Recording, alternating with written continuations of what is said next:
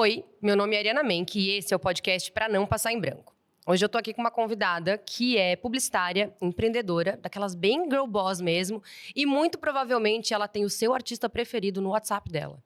Eu tô aqui com a Caroline Steinhorst. Tudo bem, Carol? Tudo bem, Ari? E você? Bem-vinda. Obrigada por ter topado, Carol. Obrigada a você pelo convite, uma super honra. Eu sempre assisto o podcast desde o início, né? Eu sempre acompanho todos os seus projetos e me senti muito honrada mesmo de ser convidada. Muito obrigada por ter vindo mesmo, obrigada por acompanhar também. Eu conheço a Carol há mais de 10 anos, eu acho, porque faz mais de 10 anos que eu vim pra cá, então, por aí. Carol também é de Santa Catarina. E, quando eu falei lá no começo, eu vou dar uma contextualizada, não vai ser linear aqui, para as pessoas entenderem. A Carol tem uma agência de conteúdo e gerenciamento de carreira de artistas, mais focado em música, é isso? Falei certo? É. A gente não gerencia a carreira em si, mas a gente gerencia a estratégia toda de marketing de conteúdo, né? Tá. Então, a gente não empresaria. Sim. Mas... Não é... Não é com vocês que contrata show, mas vocês fazem lançamentos de disco, de turnê, enfim. E aí, é um negócio que hoje é gigante, assim, tipo, os maiores artistas do Brasil, eu acho que você já trabalhou, é um negócio meio bizarro. E cada vez que você anuncia um artista novo, eu falo, cara, onde essa menina vai parar, assim? E o nome da empresa é B+K, que é, vamos lá. Bruno mais Carol, que é o meu sócio. Meu marido, meu amor da minha vida e meu sócio. E eu quero muito chegar aí, porque você é do interior de Santa Catarina. Na verdade, não, né? Você nasceu...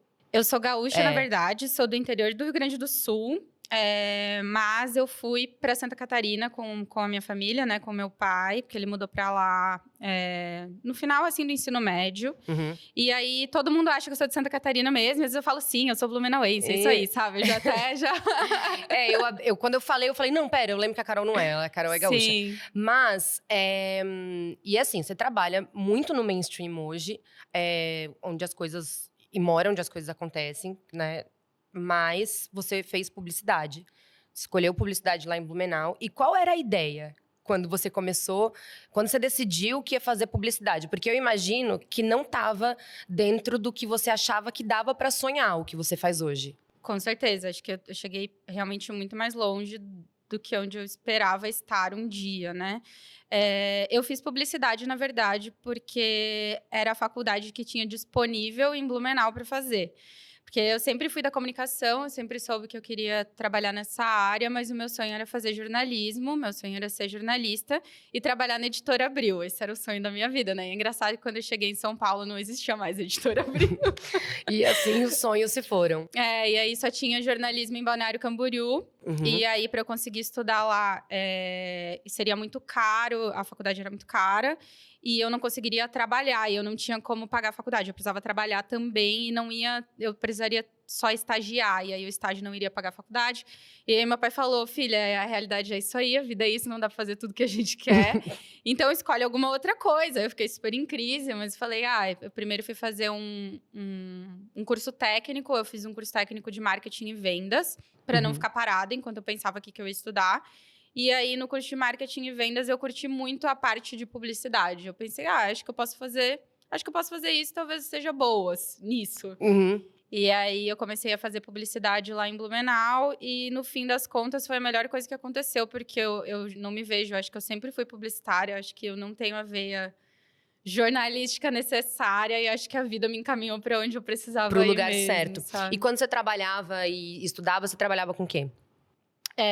Eu comecei fazendo cesta de café da manhã, que eu odiava com todas as minhas forças esse emprego. Mas foi meu primeiro emprego, e aí depois, para pagar a faculdade, eu precisava de um salário razoavelmente alto para minha idade, que não tinha experiência. Aí eu fui trabalhar no shopping, né? Porque com venda você trabalha com comissão. E aí eu falei, beleza, eu vou ganhar dinheiro suficiente para pagar a faculdade. No decorrer daí eu fui fazer uma outra coisa que eu odeio, que é venda. Eu não sou a pessoa do comercial, eu sou a pessoa do planejamento, do processo, né? Também detestava muito, eu era péssima como vendedora. Eu era, tipo, terrível, simplesmente terrível como vendedora. Eu sou péssima também. E aí, foi legal, assim, a experiência. Eu me apaixonei muito por moda. Na época, eu trabalhei na Coach, participei de vários treinamentos dele, como a Coach fica ali em Brusque, tá tudo meio próximo. Então, tinha um relacionamento muito grande com a loja. Foi a primeira vez que eu vim para São Paulo também, porque eu vim assistir um desfile do São Paulo Fashion Week, foi muito legal. Então, foi um emprego que me abriu olhos para várias coisas, mas que eu detestava e eu não fazia bem, né? E aí, com o passar do tempo, enquanto eu estava na faculdade, uma professora me indicou para um trabalho já dentro da minha área. E aí, eu consegui mudar, consegui uma bolsa pelo ProUni de 50% do meu curso, que aí resolveu minha vida, assim. Aí, eu finalmente comecei a me direcionar para os empregos que eu gostava. Eu fui trabalhar numa agência, né? Você foi planner na agência, né? Primeiro eu fui social media mesmo, assim, né? Quando ainda não se sabia muito bem o que era esse cargo. Sim. Que foi em 2012. Sim. 2011, 2012, então ainda era meio que social media fazia tudo, né? Fazia o conteúdo, fazia o investimento de mídia, fazia os relatórios, fazia o planejamento de redes sociais, fazia o saque, fazia a performance, fazia todas as coisas, né? Sim. E aí depois eu fui me direcionando mais para o planejamento mesmo. Sim. E quando você falou que você veio para São Paulo no desfile da Coach e tal, foi a primeira vez que tu veio para São Paulo? Foi a primeira vez. Primeira vez que andei de avião. Nossa, e aí foi uau! Não, eu cheguei aqui aí e eu falei, cara... Nessa situação, você já ficou... Cara, então tem isso aqui que dá pra viver, assim, ou não? Sim. Ou assustou? Eu desci em São Paulo, assim, e eu pensei... Meu Deus, que incrível! Ninguém olha pra ninguém. E ninguém tá reparando em mim. Que coisa maravilhosa. Você vai ter uma outra visão, assim, né? Porque eu venho de uma cidade do interior, onde 28 mil habitantes, né?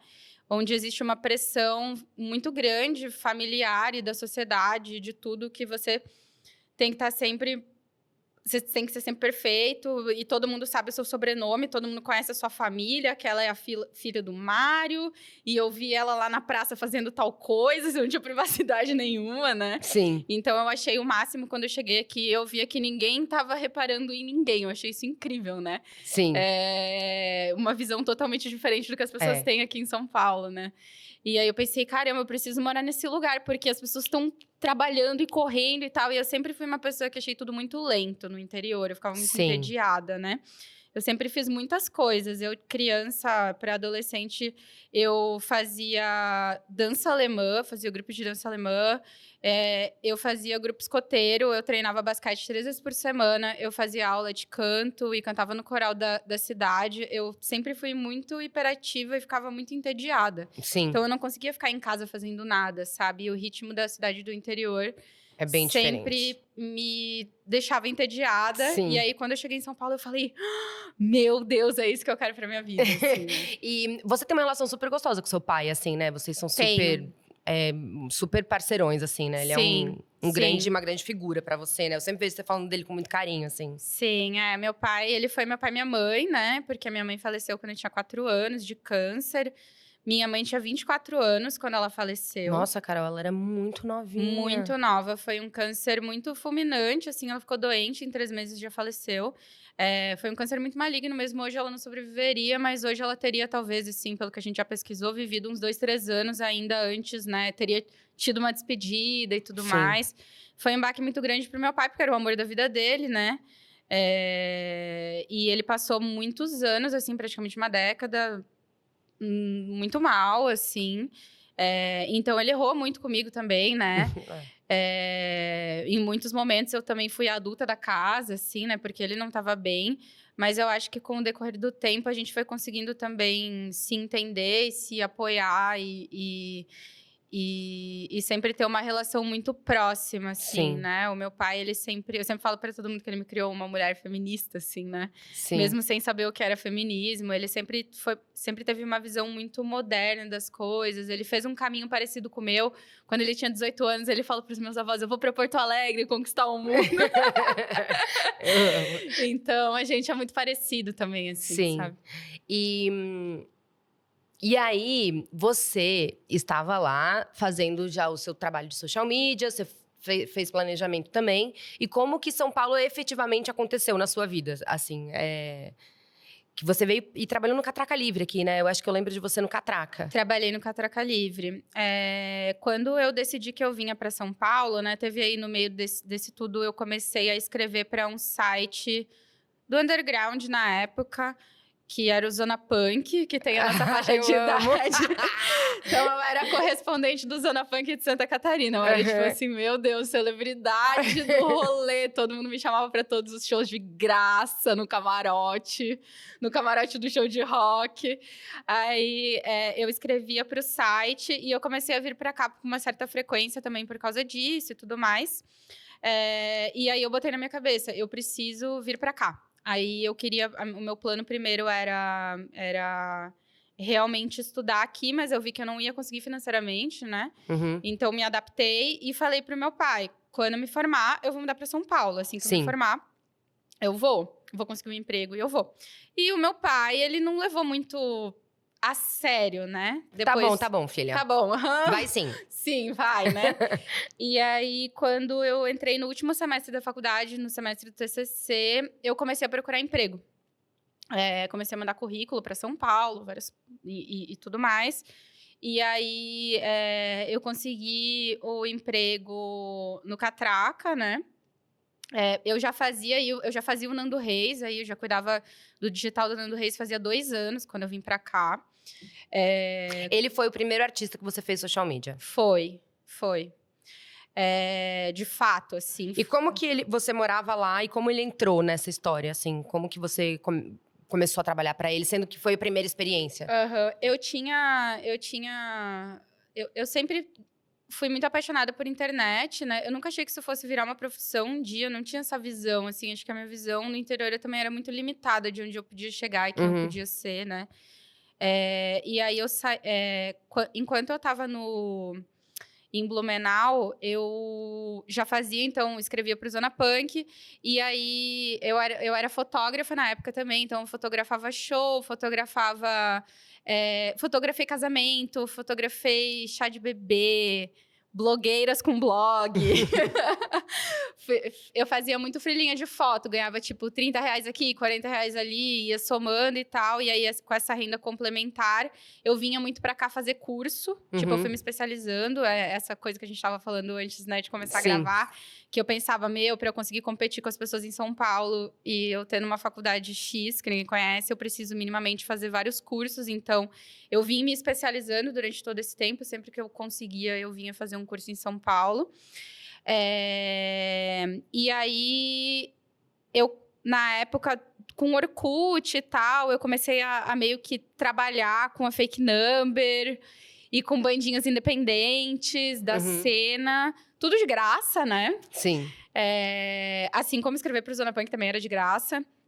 E aí, com o tempo, eu fui conhecendo várias pessoas e uma amiga em comum, uma amiga da Electra, né? Da Lívia, que era vocalista da Fake Number, que eu conheci, era uma das melhores amigas do Bruno. E o Bruno tava precisando de alguém que cuidasse do conteúdo, porque ele viajava, né? Na época, com o Chitãozinho e Chororó. Nossa, verdade. E tava tendo uma demanda, e ele fazia o conteúdo de foto e vídeo, e tava tendo já muita demanda. Tinha começado a coisa toda do Facebook, e Twitter, e foto no site e tal. E aí ele falou, tipo, putz, eu não quero ficar fazendo isso, sabe? Eu gosto de fazer foto e vídeo. Vou achar alguém que faça e que aí possa trabalhar comigo. E essa amiga em comum me indicou. Então, eu e o Bruno, a gente conversou pelo Facebook, pelo chat do Facebook. Eu tenho as prints desse diálogo até hoje, assim, ai, que delícia! Guarda.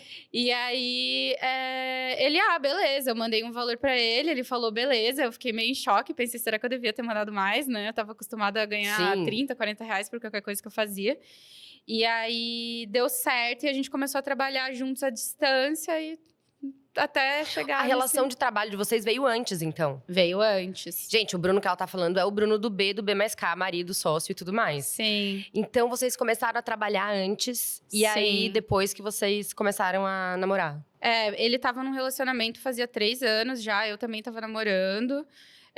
A gente demorou quase 1 ano para se conhecer pessoalmente. Quando a gente se conheceu pessoalmente, logo o Bruno tinha terminado, fazia pouco tempo, mas eu ainda namorava. Foi uma coisa meio aleatória, assim. E quando aconteceu, eu voltei para Blumenau, porque foi um pouco antes de eu mudar para cá, né?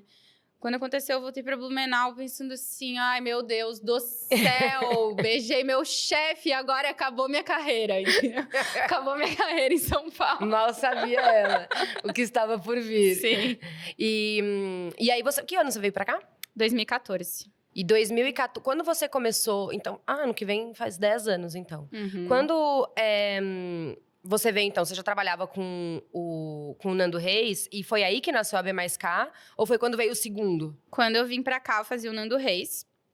E aí, eu cheguei aqui, foi agosto de 2014, né? E aí, eu e o Bruno estavam no nosso primeiro mês de namoro. A gente começou a namorar um pouco antes de eu vir, né? Mas eu já tinha o emprego no Catraca, eu já vinha pra cá de qualquer maneira, Sim. né? E aí... Deixa eu ver, me perdi. A B Mais K nasceu... Ah, tá, sim. Aí eu vim pra cá e a gente fazia o Nando Reis. E aí começou, o Nando ia lançar um disco na época. Ia ser a primeira vez que a gente ia fazer um lançamento, de fato, assim, né? Que a gente nunca tinha feito. A gente fez uma reunião com ele e tudo mais. A gente fez o planejamento, ficou bem legal. E aí uma pessoa da equipe do Nando, que estava meio envolvida no projeto, falou assim, lá no Seu Jorge, ele vai lançar um álbum... Músicas para Churrasco 2. E tá precisando de alguém para fazer o marketing digital. E aí, a empresária do Seu Jorge ligou pra gente e falou: vem aqui trocar uma ideia com ele e tal. E a gente chegou lá na casa do Seu Jorge. Pra falar com o Seu Jorge na casa dele. Na casa dele. E aí, eu falei no Catraca. Eu falei, gente, então, eu tenho um freela... Eu acho que é por isso que sempre gostaram de mim nos empregos. Eu sempre cresci muito rápido, eu sempre fui muito sincera. Eu falei, eu tenho um freela, e esse freela talvez agora seja o Seu Jorge, e daí tem uma reunião com ele na casa dele. E eu preciso que vocês me deixem ir, vai ser 15 horas. Tipo, me libera, por favor. E daí o meu chefe na época falou, não, beleza, vai lá, depois me conta e tal. E aí a gente chegou, o Seu Jorge atendeu a gente de pijama, de pantufa. A gente ficou, 2 horas conversando, ele falando sobre a guerra do Vietnã, sobre um monte de coisa nada a ver. A gente não falou de trabalho em nenhum momento. Muito que bem. E aí, de repente, ele sumiu. E aí, a produtora dele falou, a empresária dele falou, beleza, eu vou ligar pra vocês já. E aí, a gente foi embora e eu saí de lá em pânico. Eu falei pro Bruno, a gente não conseguiu em momento nenhum falar do nosso trabalho e tal. E a gente perdeu a oportunidade. Daí, 5 minutos depois, a gente ainda tava chegando em casa. Ela ligou e falou... Gente, vamos começar amanhã? Me manda o contrato. Aí eu fiquei pensando, mano, os artistas são mesmo muito loucos, né? Acho que eu tô entrando num mundo assim que... Não imagino qual seja. E aí a gente começou a trabalhar com o Seu Jorge. E 1 mês depois, uma pessoa do Seu Jorge falou pro Lulu... tem 2 meninos lá no Nando e no Seu Jorge? Que eles estão fazendo digital, eu acho que você devia fazer também, né? Porque o seu Facebook não tem nada ainda, tá tudo parado. Eu amo que a pessoa começa com Nando Reis, Seu Jorge e Lulu Santos. Sim, tudo bem? Sim, foi bizarro. E aí, eu tava 4 meses em São Paulo, a gente já tinha o Nando, o Seu Jorge, o Lulu. E aí, a gente recebeu uma ligação, as pessoas ainda ligavam, né? A gente recebeu uma ligação da Universal Music pra gente fechar um contrato com eles para atender os vencedores do The Voice, que fechavam um contrato com eles. E aí, quando a gente assinou o contrato, o Bruno falou assim, eu acho que a gente tem uma empresa e eu acho que você precisa sair do Catraca. E nessa altura, você estava fazendo sozinha? Sim, só nós dois. O planejamento desses lançamentos e tudo. Só nós e ainda dois. Eu trabalhava Catraca. 24 horas por dia. Não mudou muito nos anos seguintes, não. Né? Mas que eu sei, mas... Mas aqui, uma coisa muito bizarra é que aqui em São Paulo as pessoas começam a trabalhar 10 horas da manhã, uma parada que, bem estranho. Eu começava na agência em Blumenau 8 horas, né? E aí eu chegava às 7h45, igual hoje, né? Que eu cheguei 20 para as 11 e todo mundo me estranhou, né? Tipo assim, nossa, ela já chegou. Vamos começar antes, então. Eu chegava antes e tal, e aí eu tinha a manhã livre, né? Porque eu falei, o que eu vou fazer com a minha manhã? Eu vou dormir? Então e eu trabalhava o tempo inteiro, eu levava meu computador pro Catraca, e aí eu levava um almoço, eu comprava um almoço no mercado e eu ficava trabalhando durante o almoço nos Gente, não façam artistas. isso em casa. Não recomendo. Depois deu muito errado, mas eu já aprendi, hoje eu não faço mais isso. Né? Então, foi meio que… Quanto tempo depois você veio pra São Paulo que rolou tudo isso? Aí, eu vim pra cá em agosto de 2014, e aí foi mais ou menos ali novembro que o Bruno falou, vamos dar um nome e tudo mais, e vamos abrir uma empresa. Aí eu falei, beleza, mas eu não vou sair do Catraca. Cara, foram 3 meses. Foram. Que avalanche, meu Deus do céu. Foi muito rápido. Quando eu cheguei aqui, tudo começou a acontecer, assim, né? Uhum. E o Bruno já tava nessa, vamos ter o nosso negócio, e a nossa empresa e tal, e eu que não fui criada… Eu não fui criada para ser empresária, né? Eu fui criada para ser… É muito bom ouvir isso. Funcionária. Eu fui criada para ser, assim, filha, entre numa empresa legal. Faça carreira. Com bons benefícios, faça carreira, cresça no seu cargo, tenha, né, estabilidade, compre seu carro, alugue seu apartamento, não dependa de homem, meu pai falava. Não dependa de homem, não case primeiro vai conquistar suas coisas, compre seu carrinho. Então, eu não fui criada para ser empresária. Quando o Bruno veio com esse papo de empresário, eu falei, você tá maluco? Eu tô, tipo assim, morando numa kitnet aqui na Vila Madalena, que custa 65% do meu salário. Eu parcelei os meus móveis e os meus talheres em 12 vezes nas Casas Bahia. Eu preciso. Eu não posso, tipo, sair do meu emprego fixo, você tá maluco, Sim. sabe? E aí, chegou um determinado momento em que a B mais K, a gente dividia, ainda não era uma empresa de verdade, porque tudo que a gente ganhava a gente dividia em 2, né? Uhum. E aí a B mais K já tinha virado assim, eu já ganhava o dobro do meu salário todo mês na B mais K, e aí o Bruno me botou uma pressão e ele falou assim, se você não sair, a gente vai perder, né, o bonde e tal. E aí eu pedi demissão no Catraca aos prantos, eu dei um aviso prévio de 60 dias, eu amava trabalhar lá, eu amava, aprendi muito. Eu era apaixonada, assim, por trabalhar lá, pelas pessoas, aprendi muito, muito, muito mesmo lá. E enfim, aí eu larguei tudo, dei meu aviso prévio de 60 dias, eu brinco que eu perdi toda a minha fama de gótica suave, né, porque eu sempre fui muito séria, sou uma pessoa que não chora e tal. E aí, nas minhas últimas 2 semanas, eu chorava todos os dias. No almoço, eu chorava o tempo inteiro, porque eu tava muito triste de ir embora. Mas era triste de ir embora ou tinha também um medo, assim, de não dar certo? Os dois. Eu tava muito insegura, porque eu Sim. pensava que era um risco muito grande. Fazia 8 meses que… Não fazia mais. Fazia 1 ano e pouquinho que eu tava em São Paulo. Uhum. E eu tinha ficado esse 1 ano inteiro no Catraca e já tendo a B mais K, né? Então, E aí, eu tinha muito medo Foi em também. 2015 que você saiu? Foi 2015. Foi aí que eu lembro… A minha transição de carreira aconteceu por aí também. Uhum. Que eu comecei eu fazia curso no sábado, curso à noite, e pegava uns freelas de gente também, de conhecidos e tal. E eu lembro que eu não sei se você vai lembrar disso, que tinha uns cursos que você tinha feito, que você tinha apostila digital. Sim. E você me deu num pendrive. Caramba, isso eu não lembro. Então, você me deu num pendrive. E aí, eu lembro de eu ter devorado aquele material. Era um curso que já tinha acabado, mas você ainda tinha o material. E você falou, cara, se você quer mesmo fazer essa transição… Eu fiz alguns cursos. Quando você falou lá no começo que você ficava fazendo curso para conseguir avançar no conhecimento e tal. Eu lembrei desse episódio. E eu lembro de apostilas enormes mesmo que tinha. Assim, eu devorei tudo. E eu lembro, e aí, um parênteses, em 2015, quando você saiu do Catraca, vocês já tinham o espaço físico ou não? Não. Porque…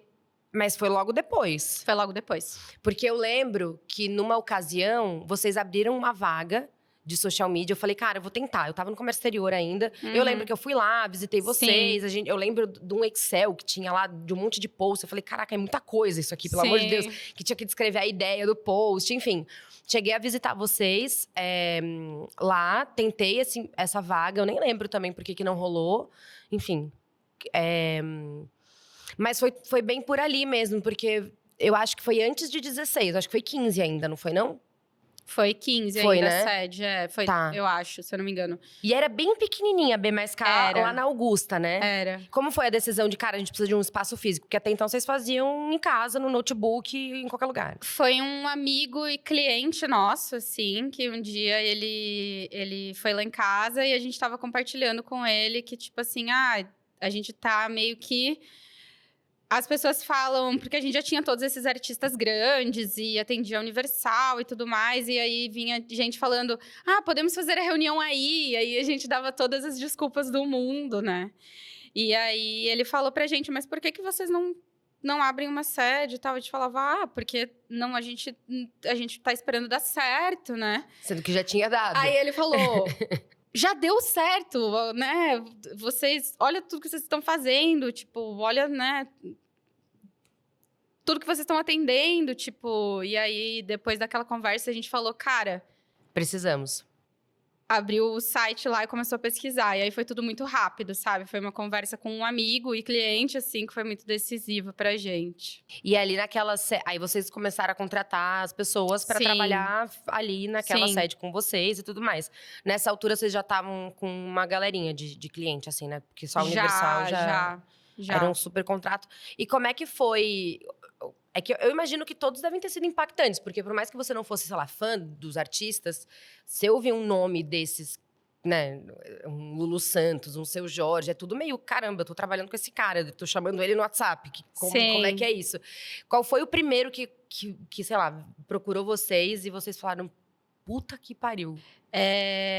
Eu acho que depois, né, os primeiros, obviamente, né, foram porque tem o case recente que a gente vai ter que falar. Sim, teve um impacto muito grande, assim, os primeiros, mas aí depois, pra mim, eu acho que foi Skank.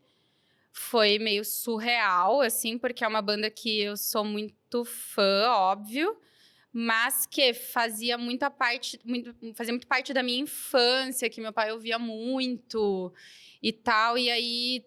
Quando eu era muito criança, o Skank já era muito grande, já fazia muita parte da minha família, assim, né? Sim. E aí, pra mim, foi muito... Tanto que, tipo, quando a gente marcou a reunião e o empresário falou, eu vou levar a banda... A gente correu na Tokstok e compramos um monte de coisa que não tinha. Que a gente já falou, cara, tinha várias coisas que a gente falava, vamos comprar depois, outra hora, não sei o quê. Porque no início a gente não recebia muitos artistas na nossa sede, né? Aí foi muito engraçado, eu nunca vou esquecer esse dia. E aí, tipo, alguns funcionários foram junto e ajudaram a gente a arrumar tudo. Né? Tipo, botar uns quadros que não tinha ainda. Tipo, a gente deu uma mega arrumada, assim. Cara, e vocês fizeram a turnê de encerramento da banda, assim, né? Isso é gigante. Sim, total. E agora a gente tá fazendo Samuel solo, né? Que vai ser muito massa. E acho que depois disso, pra mim, foi o Emicida, pra mim e pro Bruno. Eu nunca na minha vida jamais imaginei que o Emicida ia me contratar. Nunca. Já falei isso várias vezes pra ele, pro Fiote, né? A Lab sempre foi referência pra gente no trabalho. E a gente olhava, claro, pros nossos concorrentes que existiam na época, outras agências que estavam surgindo. A gente foi a segunda agência de marketing musical no mercado, que eu ia falar, né? Não eram tantos concorrentes assim, porque eu acho Sim. vocês muito específicos, com um plano de negócio muito estruturadinho. Sim. Eu acho vocês muito, assim, no alvo mesmo. Eu não conheço muitas. Sim, tem poucas até hoje. Agora tem mais, depois da pandemia surgiram várias, né? Mas só existia uma e aí a gente foi segundos, assim, né? E, né, chegamos, como dizem, né? A gente foi capinando tudo junto. Sim. E depois foi surgindo mais gente e tal para fazer esse serviço. Mas quando rolou o Emicida, a gente sempre olhou pra Lab, né? Ela não era um concorrente, era alguém com quem a gente gostaria de trabalhar, mas a gente olhava pra Lab Fantasma e falava assim: eles são muito perfeitos. Tipo, os lançamentos que eles fazem, a estratégia de marketing deles são muito perfeitos. Eles sempre foram referência. E a gente nunca nem tentou contato com eles, porque eu e o Bruno, a gente olhava e a gente falava assim, eles não precisam da gente, sabe? É a gente que tem que aprender com eles. E quando marcou uma reunião, né, com eles e tal, e quando fechou o contrato pra gente fechar lançar o Amarelo... Meu, que ainda não foi qualquer um. Eu voltei, assim, muito emocionada. E o Bruno chegou em casa e a gente falou, vamos abrir um espumante. Porque foi uma realização muito grande mesmo. Eu imagino, cara. E eu acompanho bastante, assim, você tá sempre. E você é muito. Você vai nos shows, você participa muito ativamente, viaja. E eu lembro desse do Emicida, que era assim, uma vibe impressionante, assim, bizarro o Sim. negócio. Eu sempre assisto e quando eu vou vendo cada um que vocês começam a trabalhar, eu falo, meu Deus, esse pessoal não tem limites. Sim. E essa altura do campeonato já tinha dado tudo muito certo, assim, em termos de negócio. Mas quando você fala, você não foi criada para empreender, você pensava em fazer carreira, você teve que aprender a ser líder também, a ter funcionários, a gerenciar pessoas. Quão difícil foi isso? Ou foi algo que você descobriu que você era boa e que foi meio natural e que você tinha isso dentro de você? Eu acho que eu tenho meio que a liderança de uma forma natural em mim. Eu acho que eu sempre fui uma pessoa que puxou tudo, a que puxava o trabalho na escola, né? E a que comandava tudo, que Então, dividia os papéis. mas você consegue delegar? Eu tive que aprender. Porque Acho eu que olhando assim, é. e o pouco lá do começo, eu penso que você sempre foi a que fazia tudo. Sim, E que eu acho que tem um grau de exigência muito alto com o trabalho, com você mesma. E sim, geralmente é um perfil difícil de delegar. E assim, delegar pra depois ficar em cima, olhar tudo, refazer, não é delegar de fato, né? sim. Então, eu imagino que tenha tido esse momento de, cara, eu preciso confiar nessas pessoas e treinar elas pra que… Sim, eu acho que isso ainda é muito recente para mim, que eu posso dizer que eu aprendi a delegar, é coisa do último ano e meio, que eu acho que Que foi. 2 anos no máximo, que eu acho que agora eu aprendi a delegar. Ainda posso melhorar, mas eu Sim. acho que eu aprendi de fato, assim. Porque antes era isso, eu achava que eu estava delegando, mas eu não estava, né? Porque Eu não delegar pra tava. para não soltar o osso. E eu fui aprendendo também que isso também essa falsa delegação era muito frustrante para a equipe, porque é tipo assim, eu fui lá, eu fiz, né, eu me esforcei e daí ela pegou e refez, né? Sim, Na época eu não tinha essa noção e depois eu fui percebendo que isso não era um comportamento legal para minha equipe, assim, que não era sim, motivador também, sabe? sim. Mas hoje, assim, porque eu vejo vocês promovem bastante confraternização com as pessoas. Eu vejo que tem um clima, parece ter um clima Sim, legal. sim. Vocês estão muito presentes, assim, por mais que vocês sejam sócios fundadores da empresa, estão sempre presentes com a galera e tudo mais. Então, eu acho que vocês conseguiram fazer uma cultura legal da empresa também, Eu né? acho que sim, eu acho que sim. Tem coisas para melhorar, como em todo lugar, e sempre vai ter. Mas eu acho que do momento atual da empresa que a gente tá, eu tô bem orgulhosa de onde a gente tá chegando. Acho que a gente tá no nosso melhor momento como gestão. Uhum. E espero que daqui seja só para frente, Vai assim. ser. Você falou que vocês têm hoje uns mais de 40 funcionários, né? Então é Uhum. coisa pra caramba. E daquela portinha lá, aquela salinha da Augusta, que vocês saíram correndo pra comprar quadro pro Skank. Uhum. Pra onde vocês estão hoje? Cara, depois pessoas olhem o Instagram, porque a BMSK dá pra ver bastante. Cara, é gigante, assim, é um negócio muito bonito, é um Sim, negócio de gente grande mesmo, assim, o sim. negócio, sabe? Dá gosto de ver. Porque foi um salto gigante que vocês deram, né? Sim, foi uma aposta mega e muito arriscada que a gente fez, né? Uhum, Porque a gente sempre tentou, dentro do nosso mercado, fazer coisas que não estavam sendo feitas ainda, né? uhum. E quando chegou ali em 2020, a gente olhou para tudo que a gente estava fazendo e a gente falou, beleza, estão surgindo outras agências, tudo mais. E, de repente, as pessoas já estão trabalhando o conteúdo como a gente trabalha e tal, né? Ou trazendo outras referências, pessoas novas no mercado se especializando e trazendo também outras ideias. Como que a gente dá um próximo passo, assim, né? Como que a gente se diferencia?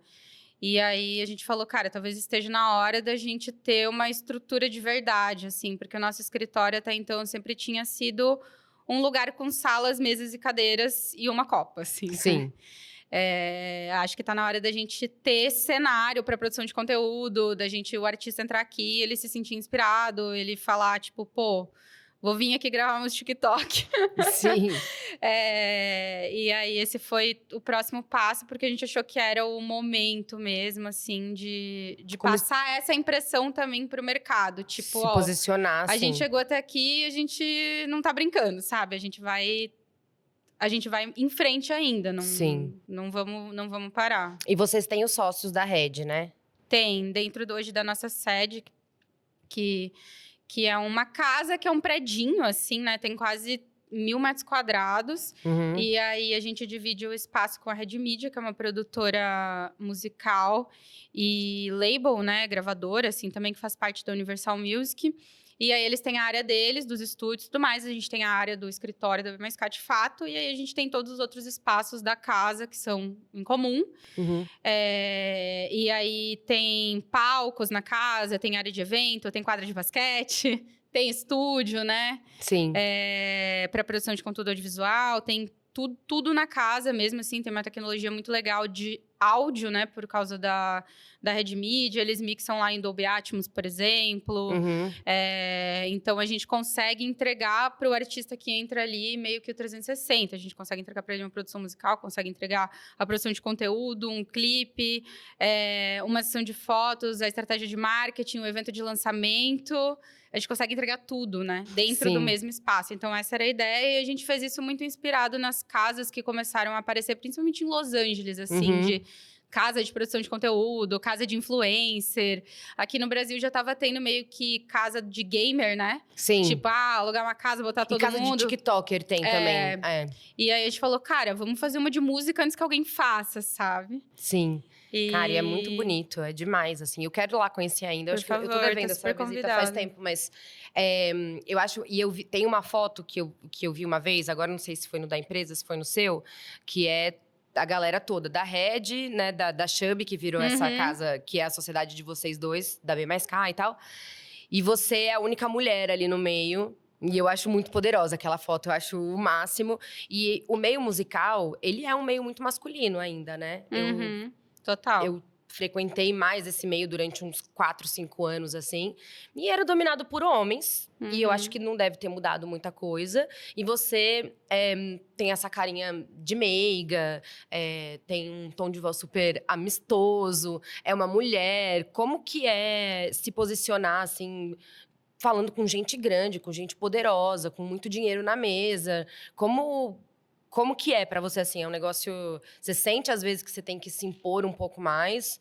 Ou rola Nos primeiros anos, sim. Nos primeiros anos, aconteceram N coisas, assim. De ter gente que não me deixou apresentar o que eu tinha levado pra apresentar. Cliente que chegou a fazer isso, né? Nunca o artista, mas empresários e tal. Sim. De eu ser humilhada em reunião mesmo. Tipo, teve uma vez num planejamento que um empresário... Eu tava no terceiro slide, ele falou... Deixa eu te mostrar como se faz um planejamento. Daí ele pegou o quadro e ele começou a desenhar. Ai, ai. E aí, nesse dia, tipo, eu fechei meu computador. Daí ele falou, tipo, terminou. Ele falou, agora pode continuar. Eu falei, não, pode continuar você, não vou apresentar, tipo, mais. Aí eu peguei e fui embora. E falei pro Bruno, vamos demitir esse cliente, não quero esse cliente mais.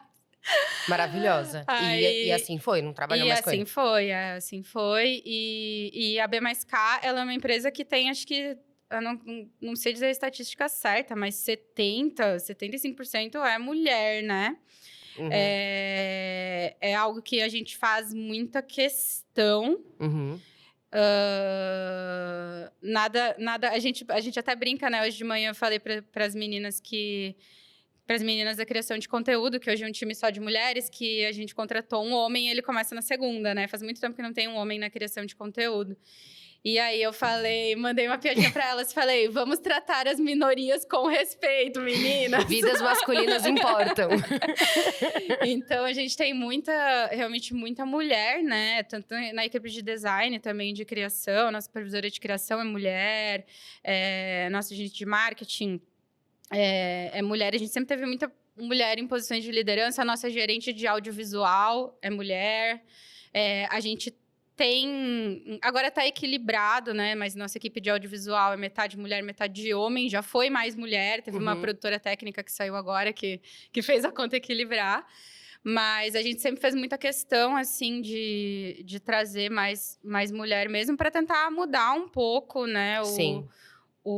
Esse mercado. E eu acho, tipo assim, que no começo eu passei por muita coisa e depois eu comecei a ser blindada pelo nome da empresa, assim. Sim. Hoje em dia, eu posso falar com alguém muito mais velho que eu, um empresário de 60 anos, que eu sei que me trataria mal ou que Sim. não me trataria com respeito há 4, 5 anos atrás, mas que hoje Vocês têm muito case de mudou. sucesso, assim, né? Hoje acho que eu sou blindada pelo lugar que eu cheguei, pelo lugar que eu conquistei, assim, de... Eu até... É porque é isso, cara. Tem uma galera que trabalhou com vocês que, assim, desculpa. Não é por acaso, não dá. Por mais que Sim. você, né, o cara queira dar uma de macho pra cima de você, tem coisas que não tem como contestar. Eu anotei aqui, tipo, alguns dos nomes. É bizarro. Tem o Lulu Santos, Skank, Nando Reis e Seu Jorge, que você comentou. Mas Capital Inicial, Milton Nascimento. É um negócio assim, cara, A gente o fez a última Milton turnê. fucking Nascimento, entendeu? Pedro Sampaio, Rael, Dilcinho, Anitta, Carol Conká, Ludmilla, Vitão. Enfim, que já é muita gente. Um negócio assim, realmente, que é Sim. incontestável. Vocês não fizeram isso por acaso. Não foi uma coisa que vocês tiveram privilégios para entrar. Foi uma coisa muito na raça mesmo. Então, pô, respeita, né? E recente agora, bom, turnê que abalou as estruturas de todo o planeta, Brasil. Foi a volta do NX0. E essa era uma conversa que eu queria ter tido, eu queria ter conversado com você, aí vai ser agora. Que é, cara, como que foi chegar... Porque o NX0, você era fã do NX0, Sim. enquanto adolescente. Sim. Na época do auge do NX, você era correspondente ali de graça pro Zona Punk, circulava muito nesse meio do hardcore, né, da cena underground. Era fã de NX0, provavelmente com seus 16, 17 anos. Corta 2023, volta do NX0 e vocês simplesmente cuidam da porra toda da volta deles. Uhum. Como que chegou isso? Porque a essa altura você já conhecia todo mundo, né? Como você já estava há muitos anos no mercado musical, eu acho que até eu já estive com você e eles no mesmo lugar. Então você já conhecia eles pessoalmente, já tinha passado da barreira, Sim. né, da fã e tal, para conhecer mais pessoalmente. Mas como que foi, cara? NX0 vai voltar e é com vocês. Eles que procuraram vocês que procuraram eles, como foi? A gente já cuidava do Di Solo, né? Sim, do do Di Ferreiro. Então, foi o Di que vendeu nosso peixe lá e falou, gente, minha agência é foda e tal. O Di sempre brinca, ele fala, depois que eu entrei, todo mundo entrou, né? E é verdade. Ele é nosso comercial, às vezes, ele indica a gente pra todo mundo. Ele sempre fala, posso te passar o contato pro fulano, né? E o Di é muito generoso, né? O Di sempre foi, ele assim. Eu sempre falo na B mais K que ele é totalmente a pessoa que faz cair por terra o ditado de não conheça seus ídolos. É tipo assim, conheça seus ídolos sim. O Di é uma das melhores pessoas que eu já conheci. Assim. Ele é muito maravilhoso mesmo, assim. Nunca, mesmo ali no auge dele, eu nunca vi ele... Cara, ele sempre tratou todo mundo com muito respeito. Sim. Ele sempre ajudou todo mundo, assim. É um cara que eu... É isso, eu não boto minha mão no fogo por ninguém. Óbvio. Mas já vi tanta gente escrota nesse meio. Sim. Que... Com Ele todos é os altos e baixos. E, enfim, eu nunca vi ele mudar muito. Então, realmente é uma pessoa muito boa. Total. Aí ele começou a rolar as conversas entre eles. E aí, eu sempre pensava... Eu sabia que alguma hora esse reencontro ia rolar. Sim. Porque era meio óbvio, né? E eles não terminaram porque brigaram, eles não pararam foi um hiato, assim, né? Então, eu imaginava que isso fosse acontecer, mas não achei que a gente faria, mesmo a gente fazendo o Di. Porque eu sabia que eles tinham uma equipe antes também, que eles gostavam, né? E pensei, não vou nem criar muita expectativa. Sim. E aí, quando a produtora do Di, né, veio falar com a gente, ela virou produtora do NX também, e ela veio falar... Ela me mandou uma mensagem, bora fazer o NX0.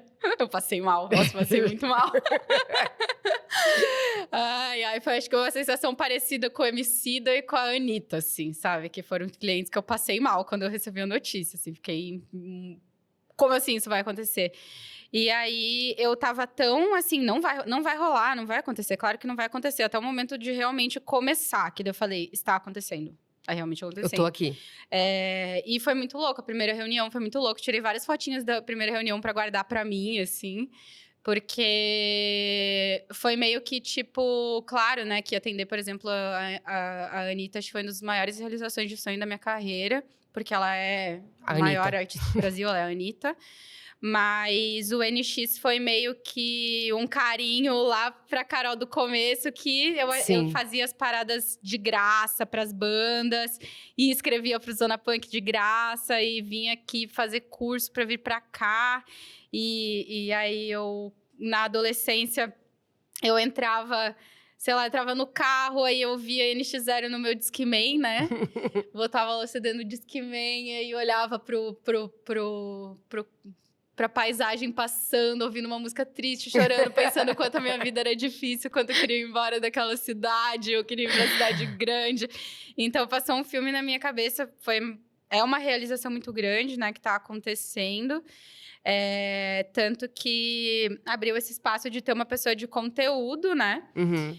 E eu falei pro Bruno, eu sei que é uma loucura completa, totalmente loucura, porque eu preciso estar no escritório segunda-feira, né, e tal, e eu vou estar, porque eu sou a pessoa que dá exemplo, eu não sou a pessoa que trabalhou no domingo e não vai na segunda-feira, assim, sabe?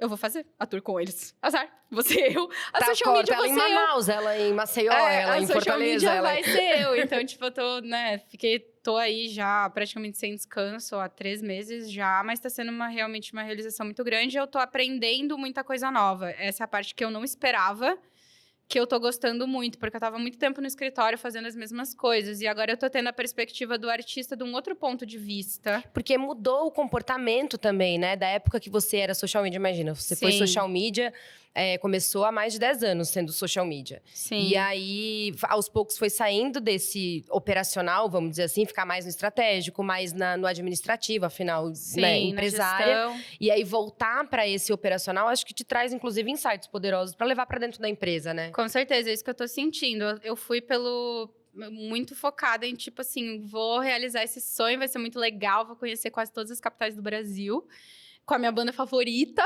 vou realizar esse sonho de adolescência.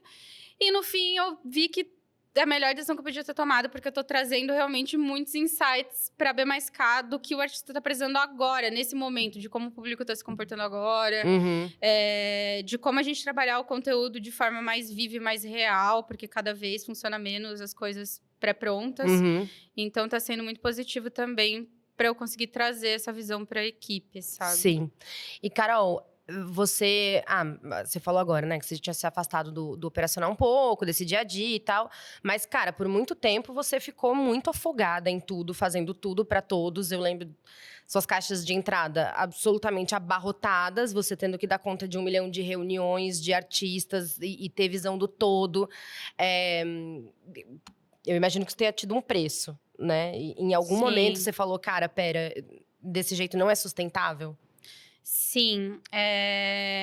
Durante a pandemia, a gente tomou uma série de decisões erradas, assim, em termos de gestão. A gente não estava preparado. Seria uma história muito longa para contar aqui, mas o resumo da ópera é que a gente não estava preparado, né, para gerir uma empresa totalmente home office, era todo mundo presencial. E a gente não tinha processos para o home office, né? Sim. A gente não tinha processo para treinar as pessoas que a gente contratava à distância. Quando foi para o home office, eu percebi que os processos da empresa eram eu e 2, 3 pessoas das mais antigas da empresa. E entrava um novo funcionário, passava 2 dias comigo e depois sentava do lado da fulana que está aqui há 3 anos e aprendia tudo com ela. E aí, no home office, isso não existia, né? E tava todo mundo muito louco, e aí a gente foi tentando tapar os buracos de várias maneiras, muitas coisas foram dando errado. E aí aconteceu nesse período, eu tava extremamente sobrecarregada, eu trabalhava no mínimo 16 horas por dia facilmente, assim, né? Meu Deus, gente. Começava a trabalhar muitas vezes antes das 9 da manhã e trabalhava até meia-noite, 1 da manhã. Ia dormir 2, 3 e não levantava tarde no outro dia de novo, levantava cedo. Então, eu estava num ritmo muito frenético de trabalho 24 horas para tentar cobrir vários buracos, né? Para tentar segurar o período de pandemia também. Acho que foi o ápice do workaholic, assim. Sim. E eu sempre fui uma pessoa muito... bom, eu sou leonina, né? Eu sempre quero que todo mundo me ame. Eu sempre acho que tudo que eu tô fazendo é o suficiente. Tem que me falar se não é o suficiente, porque eu vou estar achando que é. Sim. E eu sou uma pessoa que se esforça muito por tudo e todos, pelas pessoas que eu gosto. Eu movo mundos e fundos pelas pessoas que eu gosto e pelas pessoas que trabalham comigo, assim. Sim. E uma coisa que eu descobri muito nesses últimos anos é que muitas vezes você vai fazer tudo isso, você vai mover mundos e fundos e etc. E mesmo assim a pessoa não vai gostar de você. E eu não lidou bem com isso. Não lidar. Então, eu acho que agora eu já tô numa fase bem legal, assim. Mas eu não lidava com isso bem definitivamente. Eu nunca lidei desde de criança. E assim, você é social media, né? Você vê ali pessoas incríveis. Sim. Também não... Eu sempre penso isso, cara, a galera consegue no Instagram da Beyoncé xingar ela. Sim. Então, assim... É inútil tentar. Então, aí, durante a pandemia ali, a gente... aconteceu uma questão dentro da empresa que tinha um grupinho de pessoas que estavam falando várias coisas da gente num âmbito pessoal. É que tem reclamação normal de funcionário, né? Mas uma pessoa era uma pessoa que eu considerava minha amiga. E esse erro é meu. Hoje eu sei que eu... não posso considerar ninguém meus amigos, são todos meus funcionários, e eles também não têm que me considerar amiga, eu sou a dona da empresa, né? Mas eu não tinha esse discernimento, e isso me fez muito mal, muito mais mal do que eu achava que tinha feito. E logo depois disso veio a nossa estreia na planilha das agências. Aê! Gente, essa planilha das agências, contextualizando para quem não sabe, quem é do mercado publicitário, eu achei que foi um grande sinal de sucesso esse. Mas vamos lá.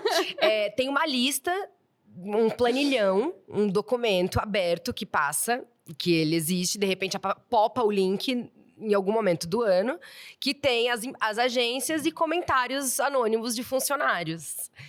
E aí... aparece nome de gestores, de diretores de criação. Sim. Expõe questões internas, às vezes de salário, enfim. E que é uma grande diversão para os funcionários. Sim. Mas eu imagino que para os gestores e donos dessas agências seja bem um momento tenso. E como foi a estreia? Então, esse red carpet não foi legal pra mim.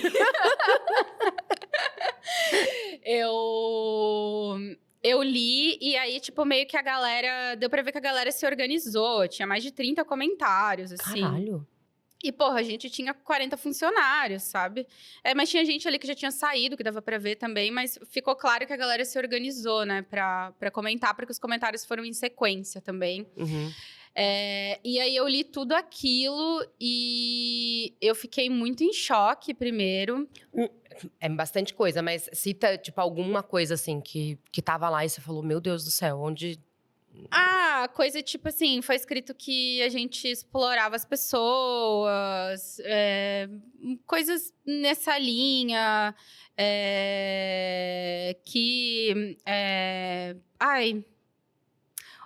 coisas que sempre escrevem, assim, tipo, o gestor não sei o quê...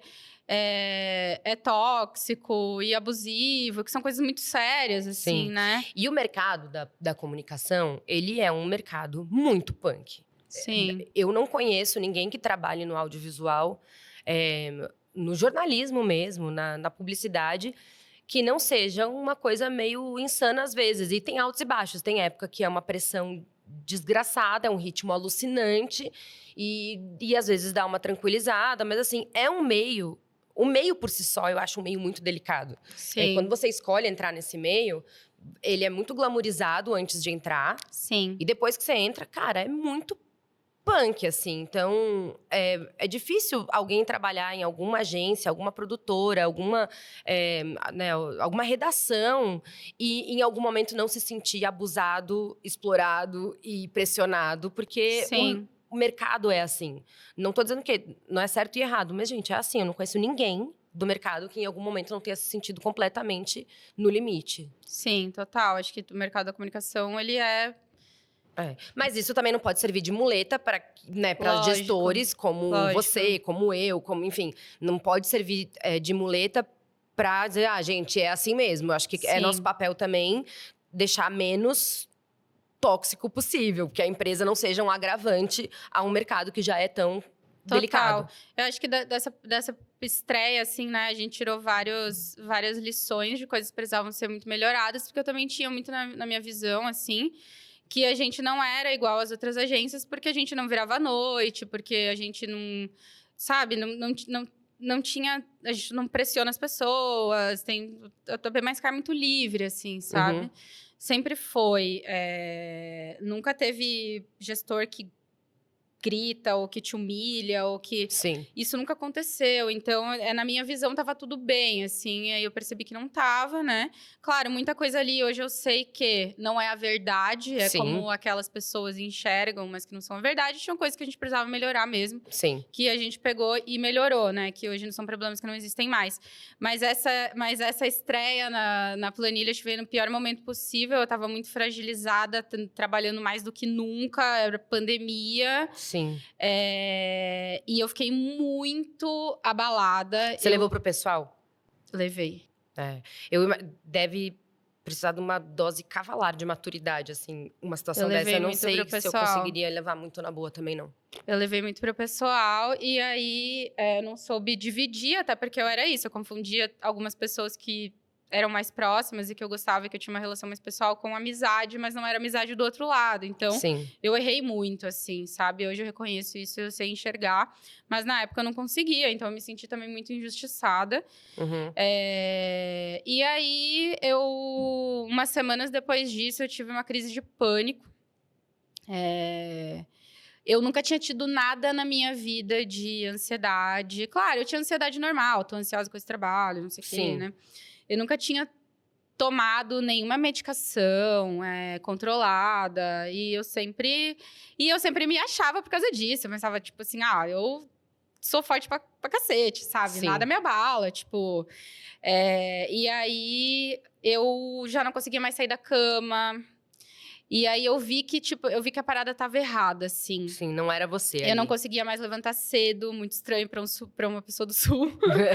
Eu, tipo assim, não conseguia levantar da cama, não tinha mais vontade de trabalhar. Eu comecei a largar tudo, assim. E aí, eu fui no... O Bruno falou, vai no psiquiatra, né? Vai trocar uma ideia e tal. Aí o psiquiatra falou, você está com depressão e tudo mais. E eu sentia... E eu achei muito louco, porque pra mim, o que eu via de fora, eu achava que a depressão era tristeza, né? E é meio que a ausência... É uma apatia, né? De tudo. Eu não me sentia feliz nem triste e eu não tinha vontade de nada. Tipo assim, me falavam, o mundo está caindo, o cliente falou que vai sair. Eu não sentia nada. E eu falava, tipo assim, tal coisa aconteceu, fechou fulano. Apática, beleza. completamente apática, assim. Sim. E aí, nesse período, o Bruno ficou muito preocupado, né? E aí ele falou, cara, vai no médico e tudo mais. Fui. Aí eu voltei com o diagnóstico de depressão revoltada em casa. Eu cheguei em casa revoltada. E aí, uns dias depois, eu falei pro Bruno, eu não quero mais. Eu quero fechar a empresa.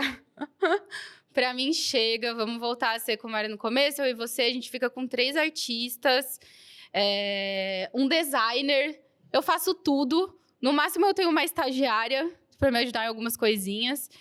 E é isso aí, eu não quero mais. Pra mim chega, eu quero fechar. E aí o Bruno falou, calma, né? E aí ele falou, tá, vamos fazer o seguinte, vamos colocar gestão, né? E vamos... Aí a gente trouxe uma consultoria de RH, que foi muito errado, porque era muito corporativa, e a nossa galera não é assim, então deu muito errado. E aí eu me afastei completamente, coloquei gestão, só que não treinei essa gestão.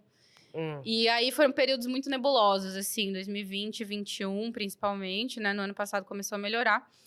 Mas que foi quando eu comecei a melhorar a depressão também. E aí eu fiquei muito revoltada, assim. Eu falei pro Bruno, eu me nego a ficar doente. Eu perdi minha mãe, eu passei por uma infância super difícil. Já passei por alguns tipos de abuso diferentes na minha infância e na minha adolescente. Já passei muita coisa muito difícil. Agora, uns comentários na porra de uma planilha, eu vou ficar em depressão. Eu falei, eu não aceito isso, eu não vou ficar doente, sabe? Sim. Mas era um acúmulo de coisas que eu fui entendendo, que foi... Eu tava trabalhando quase 24 horas por dia, eu não tinha hobby, a minha vida era o meu trabalho. E aí, eu tive uma decepção no meu trabalho, né? Isso a psiquiatra me ajudou a entender. Tive uma decepção no meu trabalho, acabou a minha vida, porque eu não tinha uma vida fora do trabalho, né? Sim.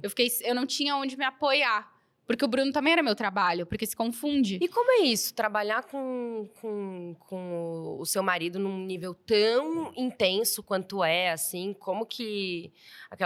Eu também trabalho há muitos anos com o meu marido. Mas vocês... Eu acho que é um ritmo muito mais punk, que envolve muita viagem, estrada, vai e volta. Uma pressão talvez muito maior. Como que esses dois papéis coexistem na vida de vocês? Eu acho que tiveram momentos e momentos, assim. A gente já viveu fases muito difíceis. Agora a gente tá numa fase muito boa. Mas o que não significa que não vou ter fases difíceis de novo, né? Sim. Eu acho que a gente aprendeu muito também a como gerir a empresa hoje em dia de uma forma em que a gente se complementa nos talentos que a gente tem. Então, tá fluindo bem agora por causa disso. Antes, a gente se batia muito em algumas coisas. Sim. É mais fácil do que parece, porque a gente vive uma vida muito intensa ao redor do trabalho. Porque o nosso trabalho, ele acontece ao vivo, né? Uhum. O artista tá caminhando por aí, tweetando. A gente não tem controle da vida dele, né? Ele não é uma caneca, né? Você fala, a caneca tem esse tom de voz. A caneca vai se comunicar assim nas redes sociais. Eu aprovo a legenda da caneca. Cara, o artista é uma pessoa, né? Então, você não tem controle nenhum. Ele acorda, ele mudou de ideia, como qualquer ser humano, e você vai mudar toda a programação da semana. Então... Sim, é um trabalho muito dinâmico também, porque tem que acompanhar. Eu acho que se a gente não trabalhasse junto...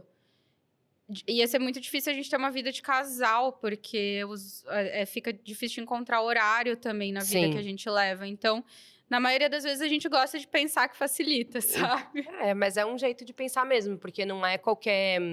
Se você não vive essa rotina maluca e tem entendimento de dentro, acho que é difícil atingir esse grau de compreensão também de ausência por conta do trabalho. Porque é isso, não dá para ser das 8 às 18, fechou o computador, acabou, não pensa mais. Sim. E eu tô lembrando aqui, eu não vou falar nomes, porque sei lá o quão delicado é isso, mas eu lembro, porque agora você falando de o artista acorda um dia, vocês já tiveram um artista muito polêmico, em que se envolvem muitas polêmicas por aí, e que vocês já tiveram no meio desse fogo cruzado, assim, de vida pessoal do artista, estourar bombas e vocês terem que lidar. Sim. E aí, como que, parem as máquinas, emergência, ou sei lá, deixa a bomba estourar, é pessoal, não tem o que fazer... Como que é nesses momentos? A gente até, agora não mais, né, porque já teve várias coisas depois, mas a gente já brincou várias vezes que... Numa época ali, a gente estava gerindo as duas maiores crises do país, né? Que emendou Carol Conká, BBB e depois Vitão e Luísa Sonza, né? Sim. Então, a gente já pegou algumas crises grandes e de artista que se envolve em polêmica o tempo todo, que né, eu sei de qual você está falando. Faz tempo que a gente não atende mais ele. Mas eu acho que todo mundo que estava envolvido nessas crises... cresceu muito como profissional, assim. Sim. Porque você tem que tomar decisões na hora e não existe uma cartilha do que você tem que fazer, né? Então, a do BBB mesmo acho que foi a mais maluca de todas, porque... Existia uma expectativa com a entrada dela e que, de repente, cara, pera, não tá indo pro caminho que a gente imaginou. Era uma coisa assim, enquanto ela não dormia, a gente não dormia também, né? Porque a gente precisava estar preparado para qualquer coisa que ela falasse no 4 da manhã, no final da festa, né? Então, foi muito maluco, assim, essa experiência, mas foram aprendizados muito grandes pra gente como empresa e que deram também uma visibilidade muito boa pra gente, porque acho que, principalmente, por exemplo, a da Carol, que foi a maior crise, a gente conseguiu conduzir a saída dela de uma maneira muito incrível e virar o jogo, assim. Sim. E isso é um case gigante que, né, quando a gente fala, tipo, nossa, vocês que fizeram, caramba, aí já fica, meu Deus, que incrível o que vocês conseguiram fazer, assim, Sim. né? É isso, a gente tende a crescer, evoluir, aprender muito mais na turbulência, Na né? turbulência, Quando tá ali no total. mar calmo, é meio piloto automático mesmo. Sim. Depois que terminou, quase todos os meus bons funcionários participaram dessa época, pediram demissão, né? Porque foi uma pressão do caramba. Eu imagino, cara, não é pra qualquer um, não. Mas todos, assim, cresceram muito e são pessoas muito boas no que elas fazem, assim. São referências no que elas fazem hoje, onde elas estão. E eu acho que essa crise ajudou bastante, assim, né? Sim. E, Carol, tem algum artista que você queira trabalhar um dia ainda? Assim, você fala, cara, esse aqui eu ainda vou fazer. Hoje, não tem mais muitos, assim, né? Porque a gente já fez. Porque ela já fez todos, entendeu? Mas eu gostaria muito de trabalhar com a Luísa Sonza, por razões óbvias. Ela é a cara da Be Mais Calma. A gente já trabalhou com ela em coisas de produção de conteúdo ou com ela indiretamente. Tipo assim, ela lançou música com o Pedro Sampaio na Atenção, que foi a gente. Então, a gente tava na estratégia, ela lançou música com o Vitão, a gente trabalhou em conjunto com a equipe dela e tal, mas a gente nunca atendeu ela. Então, é uma artista que tá numa ascensão incrível. E que faz bons lançamentos, né, Carol? E que faz bons lançamentos. E eu gosto muito dela musicalmente, assim. Eu acho que ela faz um trampo de produção. É música pop, né? Não, esse último álbum dela, agora eu vi ontem indo pra casa. E eu, cara, coisa de gente grande, assim, um negócio.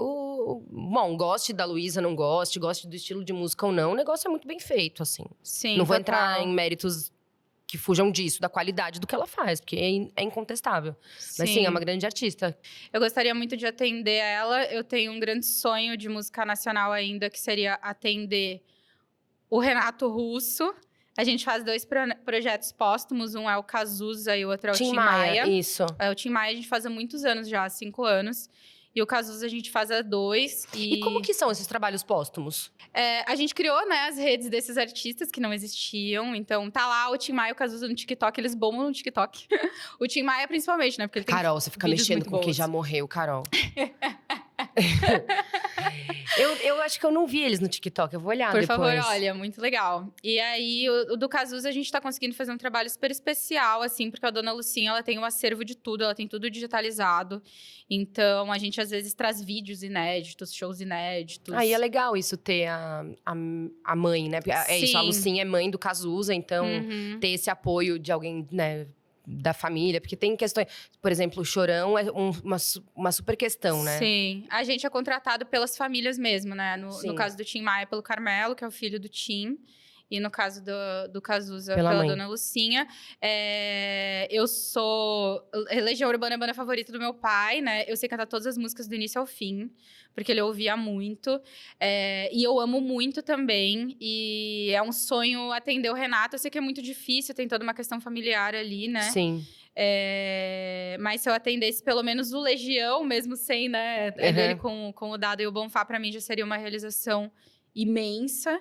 E eu tenho um sonho enorme de atender o The Used, que é uma das minhas bandas favoritas da vida. Que é uma banda dos Estados Unidos, né? Uma banda do underground Eles dos ainda Estados estão Unidos. ativos? Então, inclusive, eles lançaram uma música com a Demi Lovato essa semana. A Demi Lovato com Luísa Sonza, com The Used, com todo mundo. com todo Ela mundo. tá facinha, né? Tá facinha.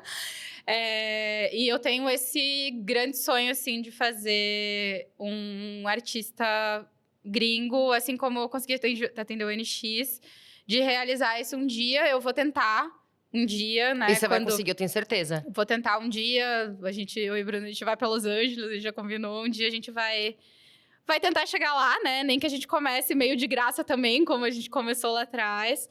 Mas eu sei que é um sonho bem maluco, assim, mas é um sonho que eu tenho, E sabe? você tem vontade, vou atender essas bandas aqui, é uma realização pessoal?